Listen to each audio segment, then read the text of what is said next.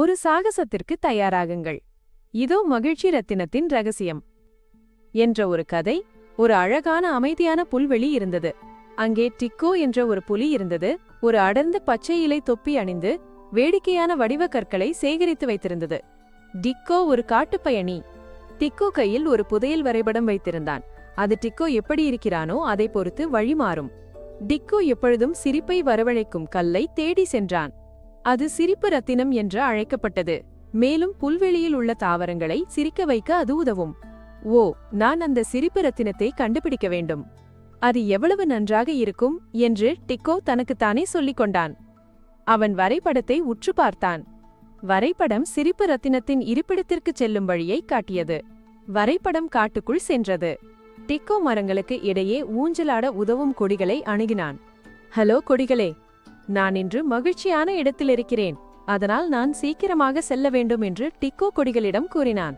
கொடிகள் அவனை மரங்களில் வேகமாக ஊஞ்சலாட உதவின. திடீரென்று வரைபடம் ஒரு பனிபடர்ந்த காட்டை காட்டியது. டிக்கோவுக்கு குழப்பமாக இருந்தது.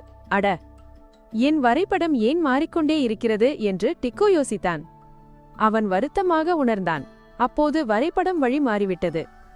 அப்போது அவன் ஒரு பனி மனிதனை சந்தித்தான். அவன்தான் கிளிம், பனிமனித மந்திரவாதி. கிளிம் ஒரு குளிர்ச்சியான, எப்போதும் உருகாத ஐஸ்கிரீம் கோட்டையில் வாழ்ந்தார். கிளிம் ஒரு பனிமனித மந்திரவாதி ஆவார். அவர் ஸ்பார்க்கிள்ஸ் மற்றும் ஐஸ்கிரீம் கரண்டிகளை பயன்படுத்தி மந்திரத்தை ஏவுவார். கிளிம் தனது நண்பர் டிக்கோவை வரவேற்றார். என்ன நடந்தது நண்பரே? கிளிம் கேட்டார். சிரிப்பு ரத்தினத்தை கண்டுபிடிக்க எனக்கு உதவுங்கள். டிக்கோ கூறினான். என் வரைபடம் அடிக்கடி மாறிவிடுகிறது. அதனால் எனக்கு என்ன செய்வது என்று தெரியவில்லை. கிளிம் சிரித்தார். இந்த ரத்தினத்தை தேடும் பயணம் மிகவும் கடினமானது. நீங்கள் உங்கள் உணர்ச்சிகளை கட்டுப்படுத்த வேண்டும். உங்கள் வரைபடம் உங்கள் மனநிலையை பொறுத்தது. கிளிம் சிரித்தார். அவருடைய பனிப்பஞ்சு தாடி சிரித்தது. டிக்கோவுக்கு கோபம் வந்தது. என் மனநிலையை கட்டுப்படுத்துவது கடினம், அவன் சொன்னான். உடனே கிளிம் அவனுக்கு உதவ முன்வந்தார். நான் உங்களுக்கு உதவ முடியும். நான் ஐஸ்கிரீம் கரண்டிகளை பயன்படுத்தி மந்திரத்தை செய்யலாம். நீங்கள் அமைதியாக இருக்க பயிற்சி செய்யலாம். கிளிம் ஒரு ஐஸ்கிரீம் கரண்டியால் ஒரு மந்திரத்தை உருவாக்கினார். உங்கள் மனநிலையை வரைபடம் மாற்றுவதற்கு முன் சரி செய்ய ஒரு பயிற்சி, அவர் டிக்கோவிடம் கூறினார். அடுத்த நாள் டிக்கோ மற்றும் கிளிம் பனிக்காட்டில் பயணம் செய்தனர். வரைபடம் ஒரு புதிர்பாதைக்கு வழிகாட்டியது. அந்த பாதை டிக்கோவின் மனநிலையை பொறுத்து மாறியது. அப்போது டிக்கோ ஒரு டிராகனை வரைந்தான். அவனுடைய கற்பனை சக்தியால் அந்த புதிருக்கு தீர்வு கிடைத்தது. கிளிம் டிக்கோவை உற்சாகப்படுத்தினார்.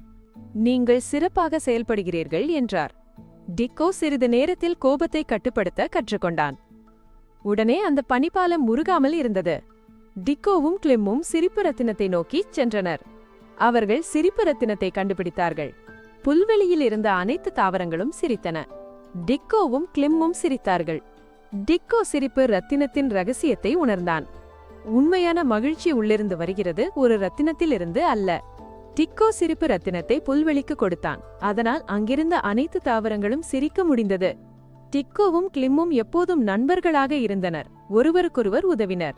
எப்போதும் சிரித்துக்கொண்டே மகிழ்ச்சியாக வாழ்ந்தார்கள். நீங்கள் எவ்வளவு சிறந்த செவிக்காரர் என்பதை பார்க்கலாம். கீழே கேட்கப்பட்ட கேள்விக்கு பதிலளிக்க முடியுமா? டிக்கோ ஏன் கிளிமை சந்திக்கச் சென்றான்?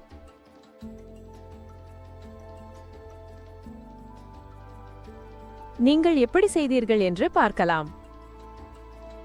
பதில்: சிரிப்பு ரத்தினத்தை கண்டுபிடிக்கவும் வரைபடத்தை எவ்வாறு கட்டுப்படுத்துவது என்பதை கற்றுக்கொள்ளவும் டிக்கோ கிளிமை சந்தித்தான்.